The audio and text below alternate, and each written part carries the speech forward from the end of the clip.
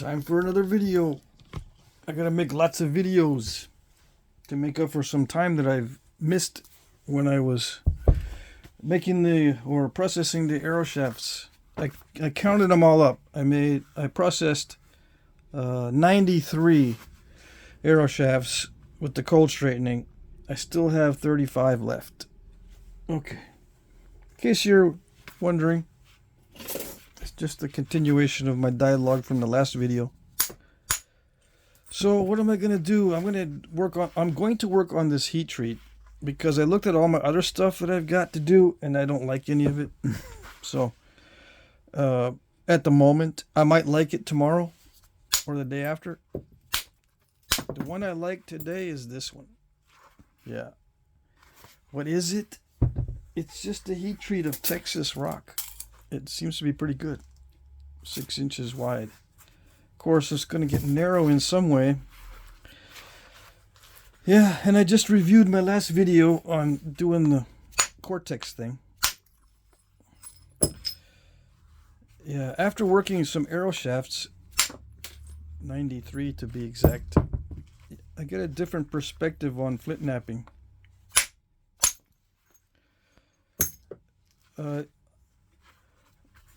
I take it for granted, or I don't know what you call it, but I can see how risky this is compared to other crafts. When I get into doing other craft type stuff, the risk is minimal. With Flintknapping, the risk is very great.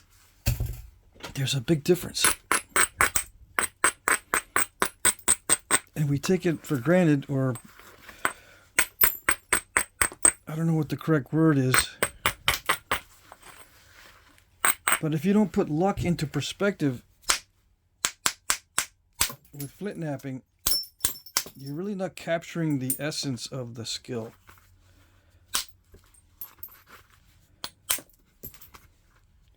A lot of it is managing risk. Yeah.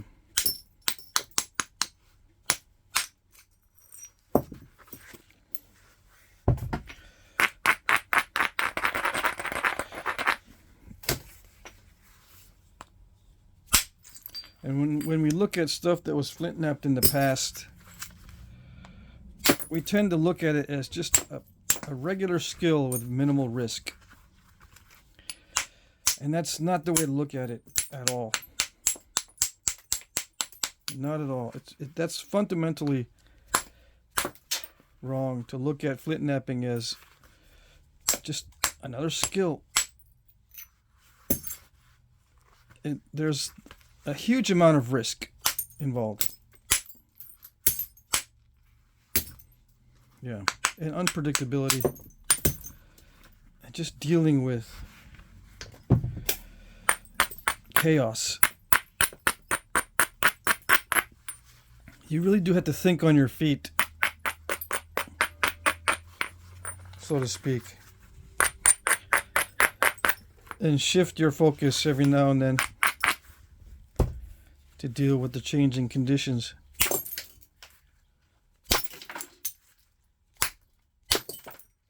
I mean, there is some risk also with processing those arrow shafts because not all the wood is going to be conducive to being straightened. Sometimes there's defects in the chutes, sometimes there's mistakes, you break it trying to straighten it. But for the most part, it's very predictable.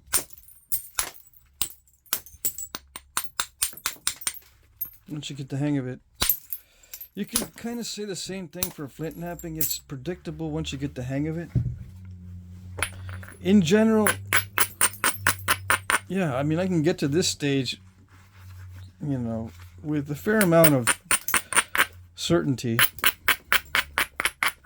Although I lost more off this side than I thought I would, I still am not surprised by the size of this. But once you start getting into the thinning, everything is up in the air. The more you do it, the less risky it is, of course. You learn to deal with the things that can minimize risk, and you learn to not deal with, but incorporate those things that minimize risk. But many of those things that minimize risk, you can't explain because it's feel.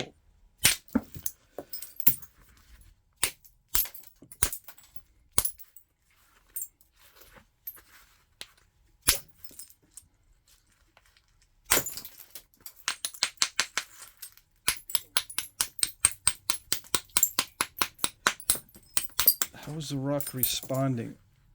What is the feeling of the rock, and how is it responding?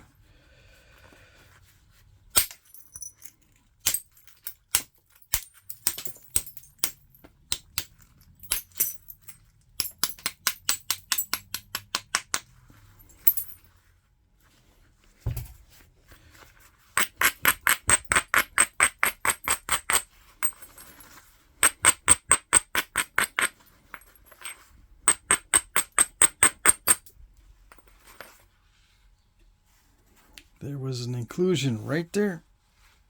You could just barely see it before. Now it's very visible. It still naps well, but those little defects will mess you up.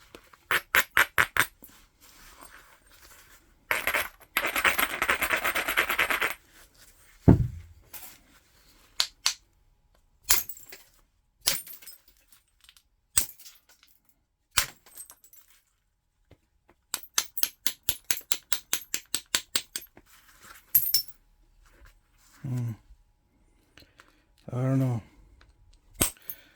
Where did I get this heat treat piece? Did I do the heat treat? No, I'm not doing the heat treats yet.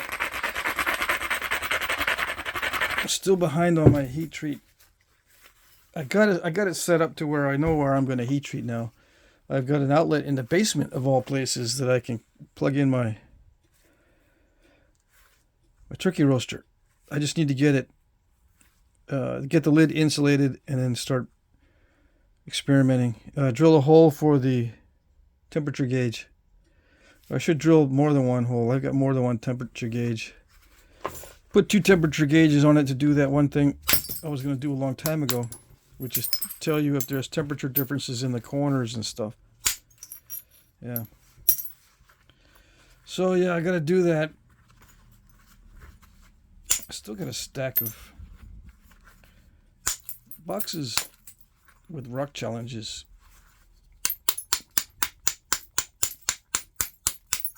And yes, I'll get to those. I had to do the arrow shafts because once you cut them down, and you can only, well, not only, but it's more effective to cut those in the very early spring or in the winter. But spring is easier because you're not trudging through snow, and it's not freezing cold. You don't have frozen wood to work with. You know, temperatures are above freezing. Anyway, before the sap starts running, you go collect your shoots, and then you've got a certain amount of time that you have to process them. You can't let it sit. So it's time dependent. So I took care of all those for the most part. I still got a bunch that I need to finish. Got 35. I left the best ones for last. I got 35 really nice viburnum shafts that still have the bark on.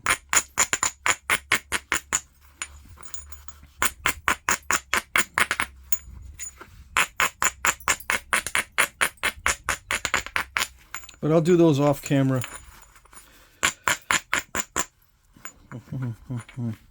I was thinking this morning maybe I should do a video of me cutting and processing the shafts with stone tools.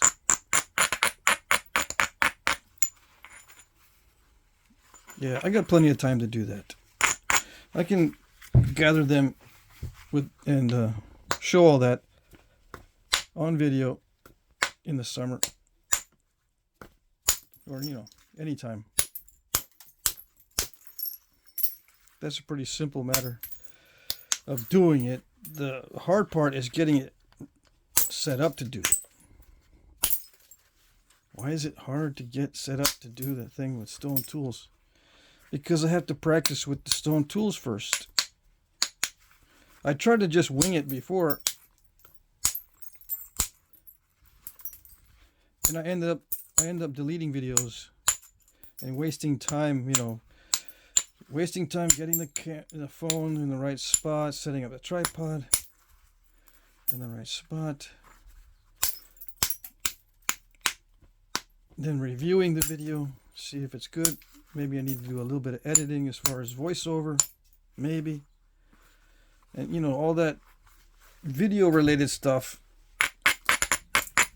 And then I don't like it because I wasn't practiced enough.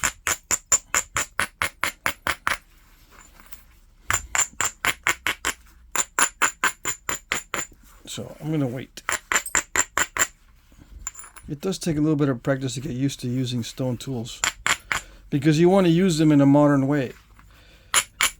It doesn't do me any good to show you how to use a stone tool in a modern way. You've got to have the feel for using the stone and take advantage of the stone's properties, instead of making the stone look like something modern and using it in a modern way. Okay? You got to get past that and start looking at what are the unique capabilities of the stone and the unique challenges of the stone. Yeah, I can use a lot of these. These are really good flakes. Hold on while I greedily scoop up the ones I can use. Yeah, there's lots of good ones in here. They're good because they're heat treated. So it doesn't matter if they've got little cortex defects or little places that would normally be concretey. It's not bad because of the heat treat. Yeah.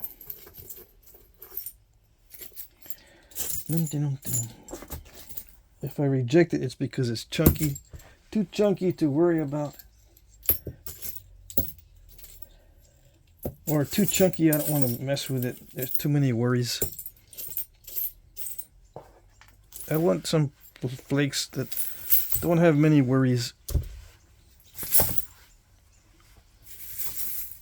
associated with their use. What are the worries?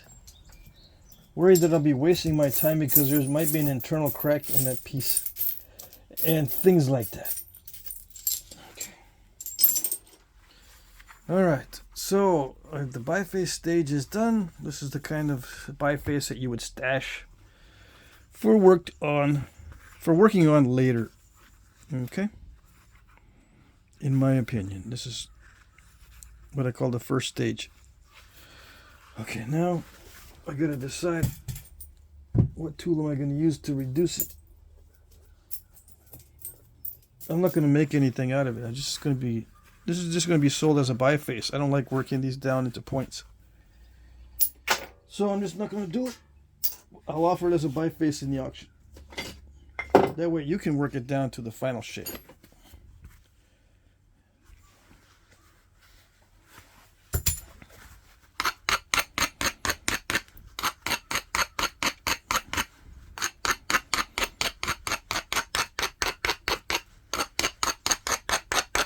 If you're new and you're saying, wait a minute, you don't like working these?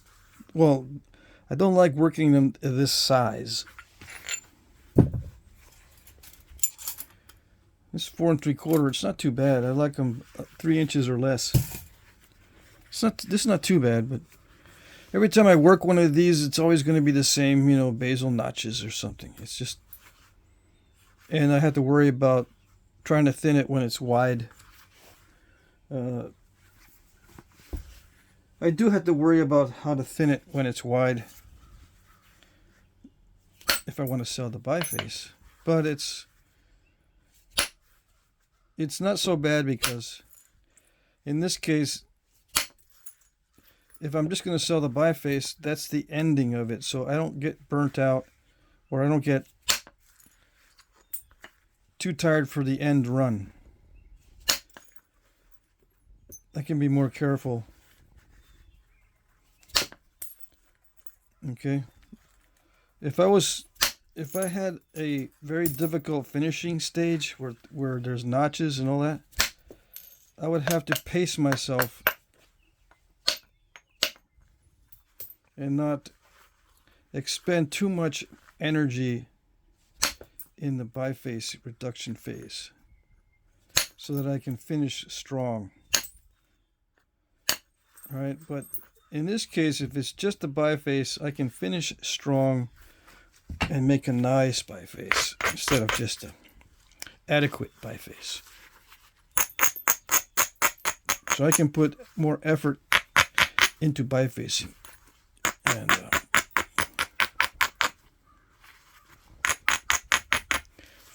focus more intently than I normally would if I was pacing myself for another kind of point.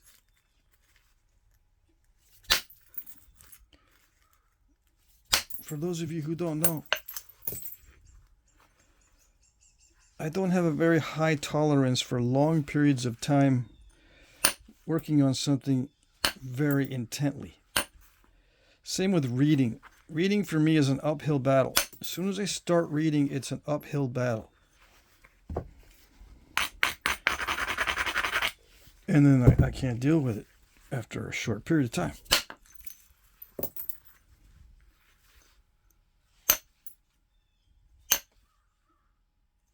It's not the same listening to a book.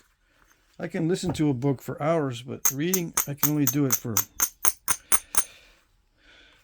oh gosh, minutes.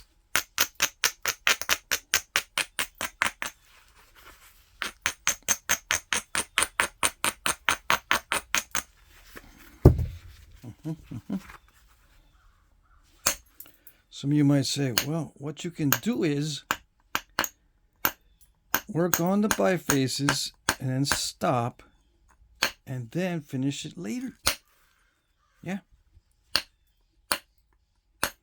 That way you can make beautiful bifaces and beautiful points on video, and your performance art will be much better. Yeah. I know. The thing is, I try to do that, and I end up just selling the bifaces anyway. I don't get back to them to finish them out, because they're sitting there and they want a home already. They want to go somewhere else, and they get tired of me. Yeah, I'm kidding. Yeah, I end up just selling them anyway. I do work bifaces down to points, like the ones I just made. For those of you who don't know, see all these little bifaces I made in the previous video? I'm going to use those for little arrowheads. Oh, there's a little flake that snuck in there. Yeah, I like working these down from the first stage because they're tiny. I don't really like working these big ones down. It's just not enjoyable for me. Which is a benefit to you guys, some of you guys that love working these bifaces down to the finished points. Or for some reason you just don't have the ability to get them to this stage because you're kind of new. But you want something to have that's snapped that you did fast. So you just buy the biface. Finish it out. Or that kind of thing. I got to finish my series on tiny points and finish the series on why you're not getting long flakes. One of the biggest reasons that you're not getting long flakes is you don't have the ability to distinguish between luck and skill. I was talking about luck earlier in this video. You want to do something that's lucky, that requires luck, but you think it requires skill. And then you wonder why you can't do it. It's because it requires luck. One of the reasons why you're not getting long flakes is because what you're trying to do requires luck. So once in a while you'll get a long one. But as luck would have it, it's not predictable. Luck is not all that predictable. In case you don't know. Yeah. If it was, it wouldn't be luck.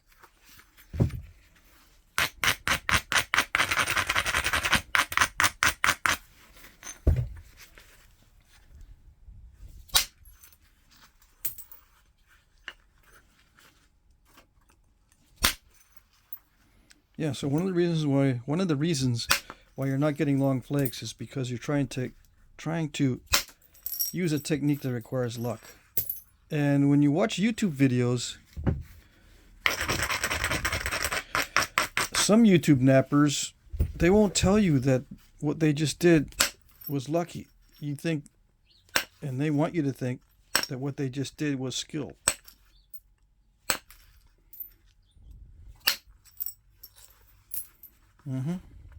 So there you go. You're trying to imitate it. It's not working. You're wondering why. For good reason. It's because you've been lied to. Yeah.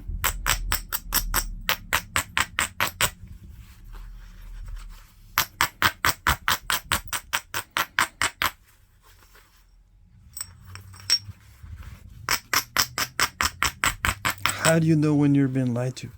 You don't. You just got to suffer through it and figure it out for yourself.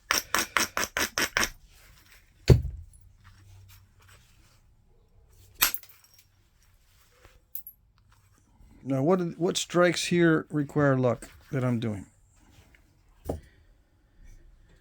Well, they all do to a certain extent.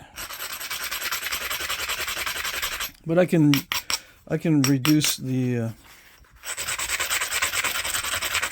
risk by not thinning it too much. That's one way to reduce risk.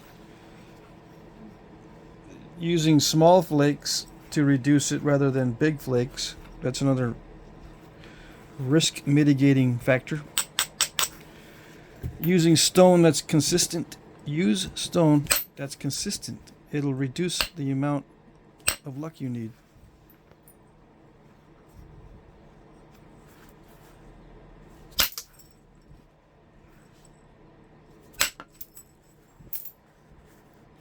Don't depend on the termination of the flake to fix a problem, because the termination is the least controllable part of the flake. You can control flakes, yes, but the termination is the least controllable portion. You have to know what part of the flake is controllable and which is not. The most controllable part of the flake is the middle. You can pretty much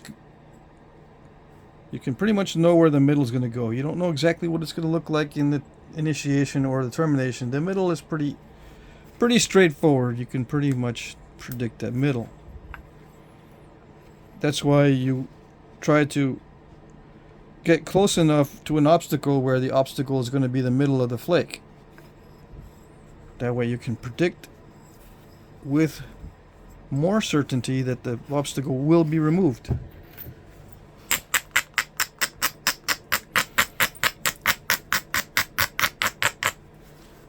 It doesn't guarantee certainty.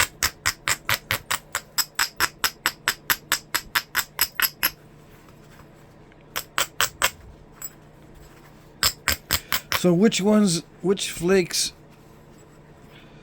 depend on a lot of luck when I'm doing this?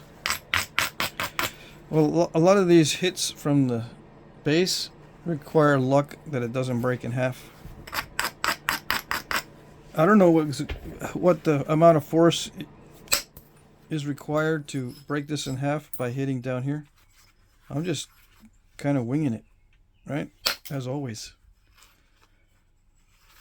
I know that I can make it break in half by hitting it really hard on the base. So I try not to get to that point. Now, do I guarantee my... Can I guarantee that I will definitely snap it in half by hitting it down here? No, sometimes I think that... Or I try to break it in half by hitting the base down here because maybe I want it to be two pieces and it doesn't work.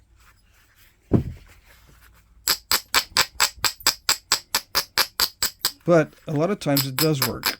And you can get it to where most of the time it'll work. It'll break where you think it's going to break. And you can intentionally break it. So you back off from that. You don't hit it that hard. But I've told you before, sometimes I don't back off from where I think it's going to break. And I'll just do it. I'll just hit it hard enough to break it where I think that it would break under normal circumstances, but I do it anyway. Those are lucky ones.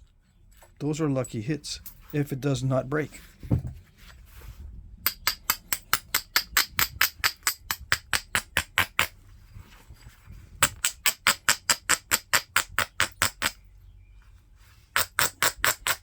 Sometimes you got to take the risk to get that thinning flake. And once in a while, you get all kinds of stupid results. And some stupid researchers will say, that result was on purpose. No. That result was something that the napper did that was risky. And just went with it. Whatever comes out of it, whatever the result is, they'll deal with it. Hopefully the result is good.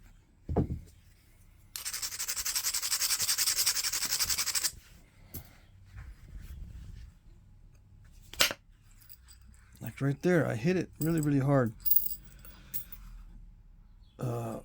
Hoping for good result. Not knowing if it was going to be a good result. But I needed that flake. I needed a big flake there somewhere to get that thin down. So I took a chance. That was lucky. It was lucky I didn't overshoot. Or it was lucky it didn't dive. Or something bad happened. It's lucky nothing bad happened. Yeah. I hit it hard enough for something bad to happen. Yeah. I'm trying not to break this because I know someone's going to want it. So I'm backing off. But sometimes I just can't back off. It's not giving me the results I want. It gets too flakery or something, and I need a good flake to make it smoother or make it flatter. See, it's too flakery in the middle. I don't like all those flake marks. So eventually I'm going to probably... What the heck? Birds outside fighting? Eventually I'm going to have to strike it pretty hard to get a big bold flake in this material. Maybe switch to a tool that has a larger surface area so I can get a bigger flake, but it's risky.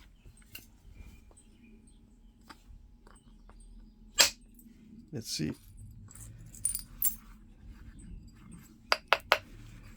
Yeah, that was lucky that nothing bad happened. The shorter the flake, the less luck involved. So one of the reasons why you're not getting long flakes is because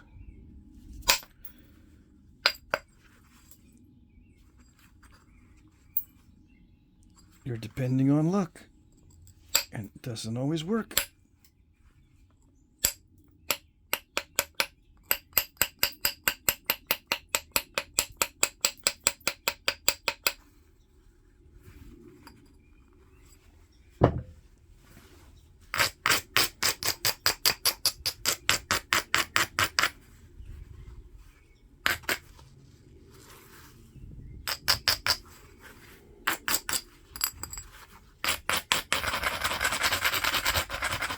Some guys just want to buy a face with no step fractures.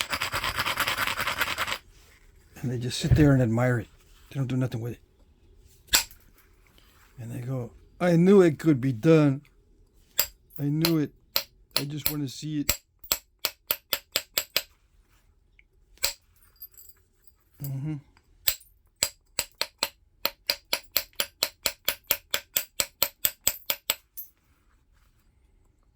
I want to own it. I want to own the no step fracture thing.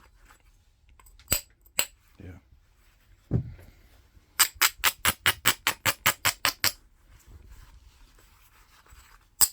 I know. I get it.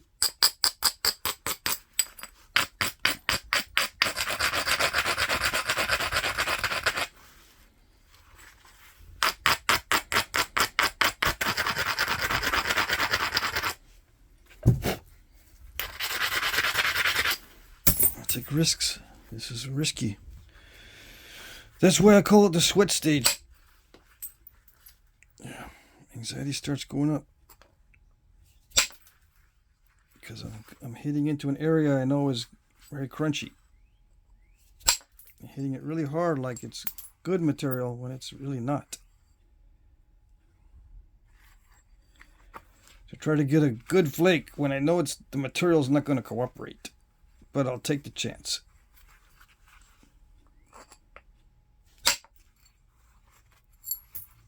Why don't I just nap all of that away? Why do I leave it in there? Because I like it. I like the material color. Yeah. Or whatever, you know. Whatever the reason. There's a bunch of reasons for not doing everything in the optimal way.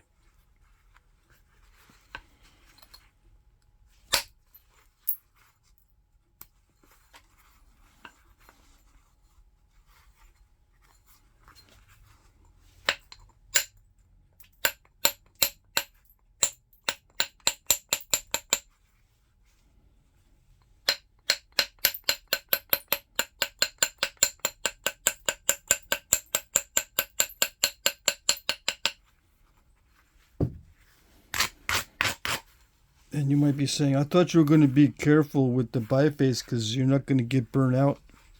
Yeah, I am being careful with it. It's just very crunchy on these areas that are not consistent. And the terminations are not as feathery as I would have hoped. Yeah.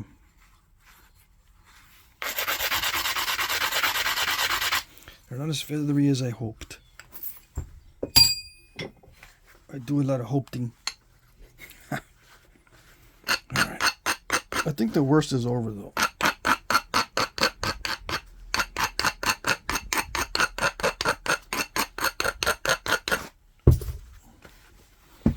The worst is over. I don't have to thin it much more than this. Okay.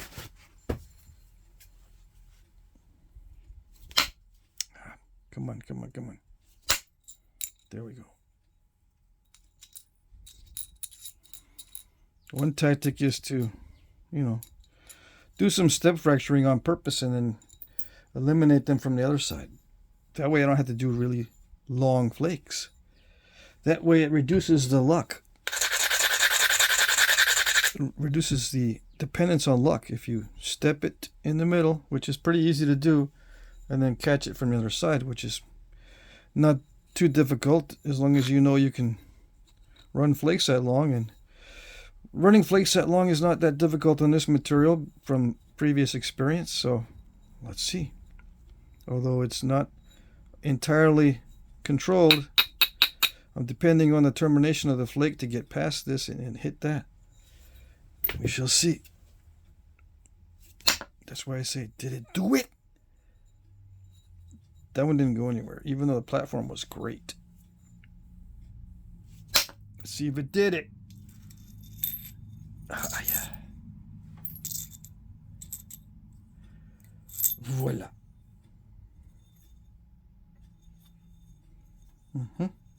Now I just got to get rid of that crunchy spot right there.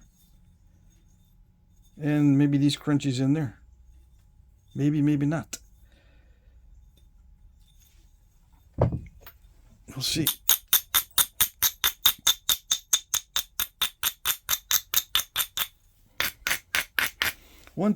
Another thing that helps you get past luck, or helps reduce the amount of luck you need, is just keep trying over and over again.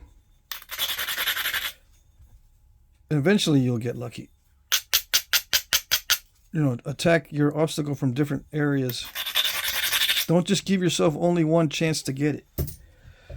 Leave yourself open to other avenues of attack. There it is.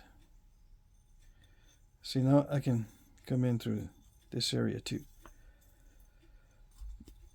Yeah, a big old flake there, and then I'll be able to come in from the other side. Theoretically, yeah, but I think it can be done. See, I'm going to remove some of this edge here. It'll get beefier because I'm going to be eliminating this little crackly spot there, and then I can shoot flakes this way.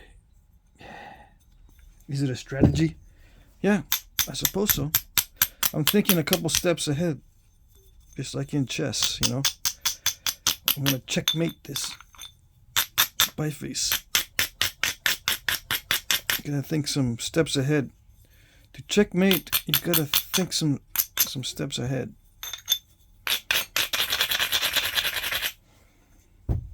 You don't have to. I've played with chess players that they don't think too far ahead. They can assess the situation currently, and they've played enough times that they just play by the current situation. They don't really think too far ahead. Especially when their opponent is new and they do all kinds of stupid things. You don't really need to think ahead too far. If you do, you're going to win too easily against the novice player. Demoralize the novice player. Some people like doing that, though. Some people like demoralizing the other player. Yeah. I never really got into that aspect of the game. But yeah, you can play some mind games. There it is. See how I snuck up on that step fracture? No, you didn't see it? Look, I'll show you. I'm all proud of myself because it's lucky. See how lucky that skill is? And see how skillful that luck is? Anyway, it is lucky. I want to show you how lucky it is. It doesn't want to cooperate. See that step fracture was right there? If you come up here and hit to where the flake will expand and catch that step fracture on the edge of that flake, it can remove it. Yeah, but it requires a little bit of luck. Little bit. You can reduce the amount of luck you need by reducing the length of the flake. So it didn't need to be that long to get to that, to do that what I wanted. But it still required some luck because it could have got messed up. I could have messed it up pretty bad. Yes.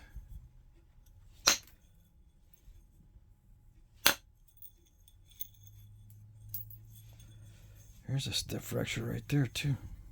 Dang it.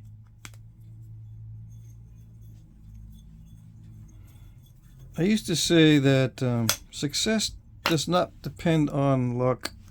It depends on the absence of bad luck. Yeah, success does not depend on good luck. It depends on the absence of bad luck. I used to say that. I still believe that to a certain extent.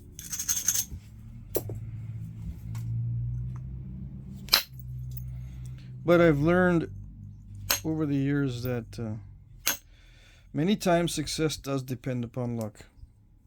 You just roll the dice. You live with what you get.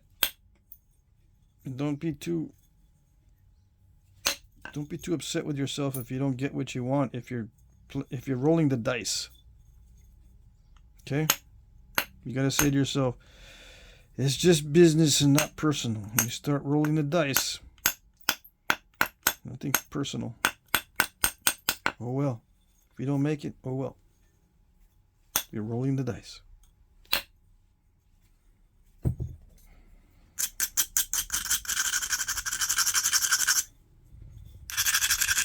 I'm rolling the dice here.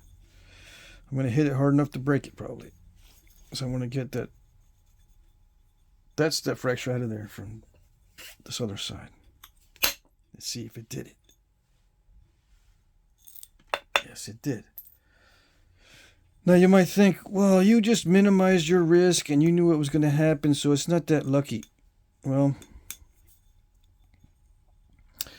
you don't know what wrong things or what bad things could have happened, do you? You just see the good result. You don't see what the bad results could have been. There could have been a bad result, but you don't see that. What bad results could have happened? Well, I could have overshot it, because these things, see when you follow a ridge and the ridge goes all the way to the other side, it can follow that ridge all the way to the other side. See how it kind of extended itself a little bit too much? In this case, it was good because the step fracture was right there. But it could have been even worse than that. I could have crunched this edge and took a big bite out of it. I could have scooped too much out, and then it would be way too thin, and it would be too risky it'd be very risky to thin the rest of it down. A lot of bad things could have happened.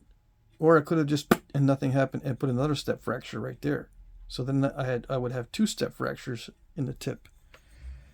There's almost an infinite number of bad things that could have happened. But you know, if you have the mindset that everything is controlled, because people have been lying to you about how lucky things are, or not telling you, you'll get messed up. I don't know if that made sense. I lost my train of thought right in the middle of talking. Okay. Risky. I'm trying for long flakes.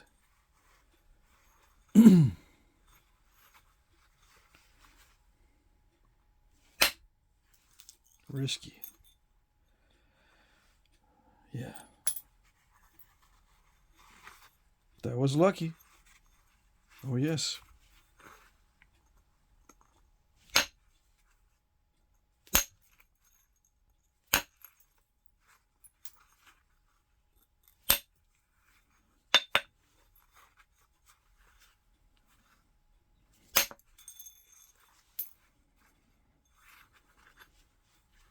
When you're playing chess and your opponent makes a dumb move, does that mean you're skilled? Or is it luck? Mm-hmm.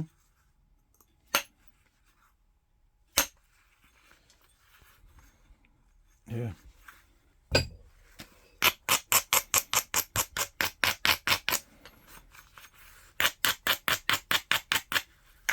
You could say you're skilled because you didn't make dumb mistakes. Yeah. But the fact that your opponent did make one is part of luck.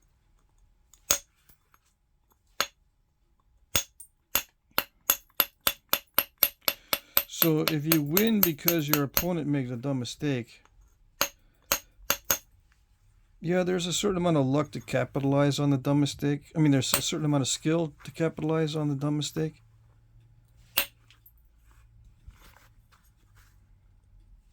But it is lucky that the opponent made the dumb mistake.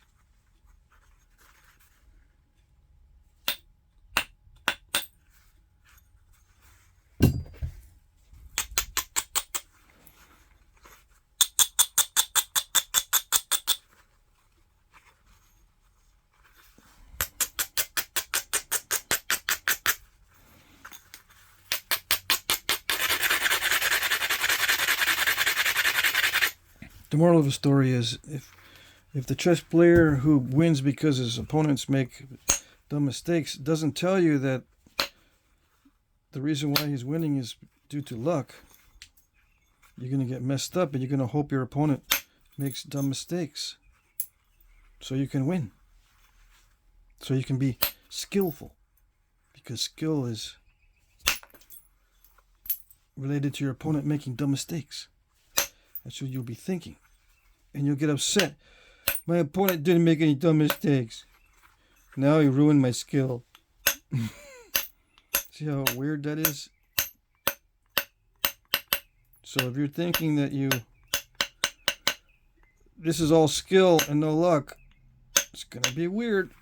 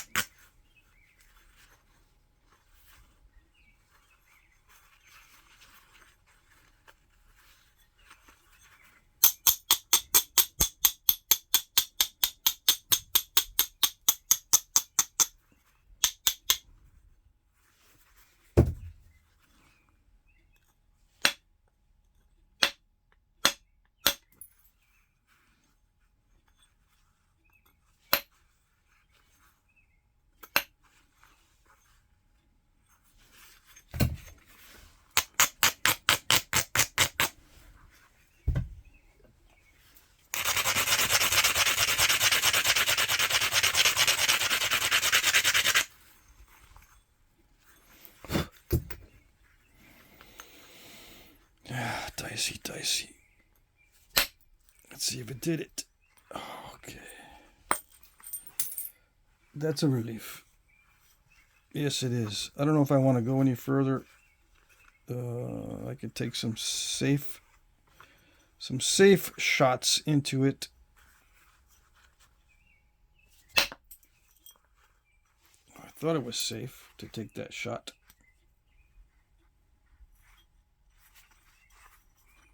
Turns out it wasn't that safe. That area is not very conducive to flaking. It's got a patch of concrete. Alrighty. Here we go. One more obstacle.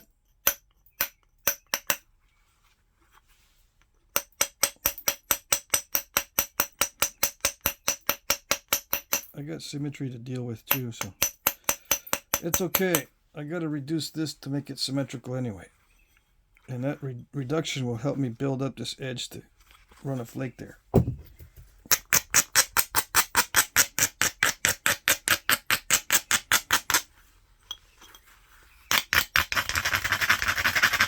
Because I want the customer to say, I got something that has minimal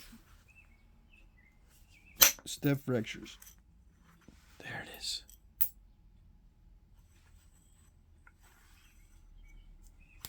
I'm going to leave that there. Yeah.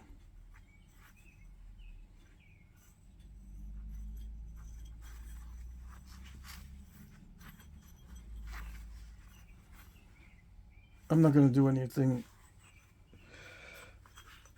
I'm not going to do any more risky things to this piece. That was the last risky thing. That wasn't risky. This one right here. These flakes that don't go to the middle, they're not that risky.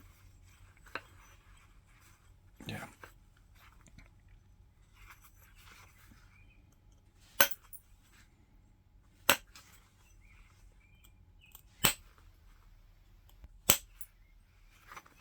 These little flakes, these short ones, not that risky. Although, if I'm not careful, I could create a step fracture near the edge. But see, I paced myself to where I know I'm not going to go further than this, so I can focus a lot on these flakes right now to make sure I don't have step fractures and stuff. More focus than I normally would. It would probably be a little bit more wonky if I had to finish this out. because I wouldn't be spending a lot of time trying to make perfect flakes at this stage. Saving myself for the final pressure flaking passes. And maybe I can improve the quality of the surface with pressure flakes. But since I'm not going to pressure flake any of this, I can focus on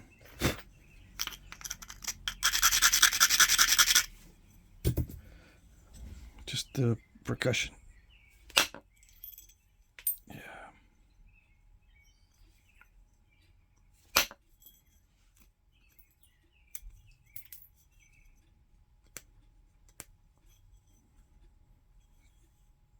That one was kind of risky. I think I can pop out some of that flake. I can come in from here and push on that step fracture there. Maybe, maybe not.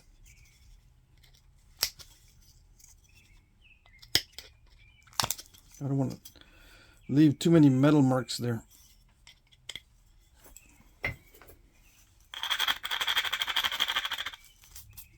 Is there metal marks? Yeah, there's some metal marks. Take the metal marks off with the abrader.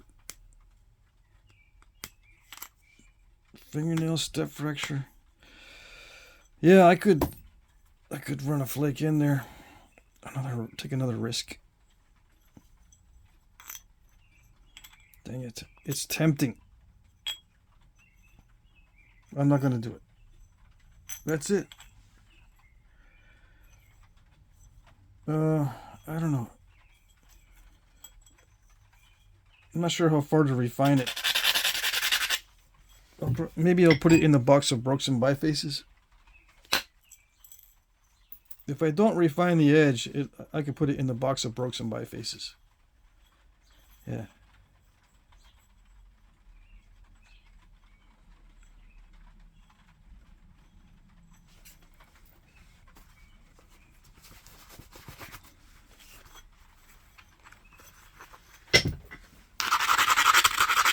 I can do a couple more relatively easy thinning flakes.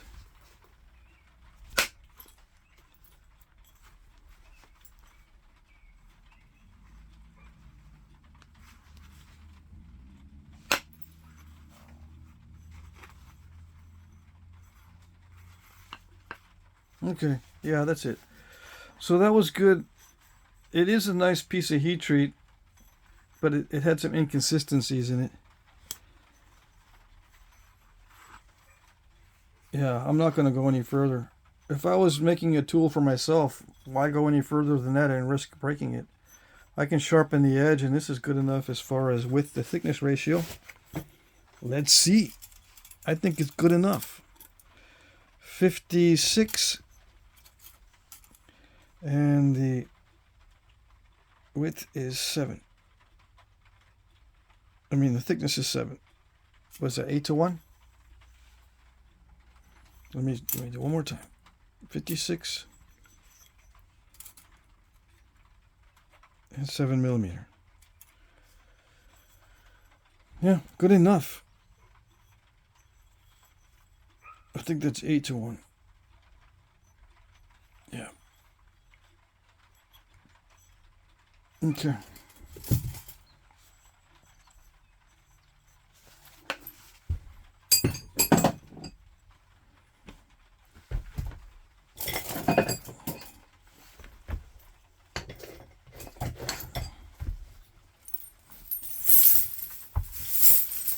Is 8 to 1 risky? Yes, it is. Is it lucky? Yes, it is. My normal is 6 to 1.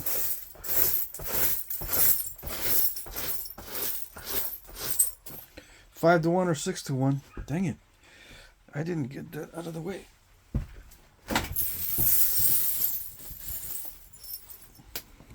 Yeah, so it's better than my normal, so that's risky.